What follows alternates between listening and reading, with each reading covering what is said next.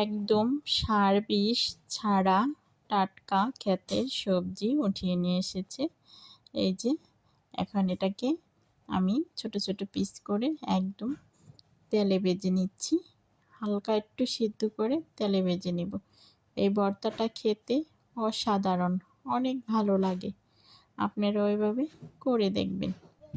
গরম গরম ভাতের সাথে এই ভেন্ডির ভর্তাটা খেতে একদম খুবই অসাধারণ, খুব ভালো লাগে। যারা ভেন্ডি পছন্দ করেন অবশ্যই বুঝতে পারবেন ভেন্ডির ভর্তাটা কেমন লাগে। আজকে আমি ভেন্ডির ভর্তা বানাবো না, শুধু আরও কিছু বানাবো, অবশ্যই আপনারা দেখতে পাবেন। ভেন্ডির ভর্তাটা কিন্তু তৈরি করা শেষ। ঝটপট করে দুপুরের খাবারের সাথে ভেন্ডির ভর্তা, ঢাউলের ভর্তা, সাথে আছে সিজনের কারকল ভাজি।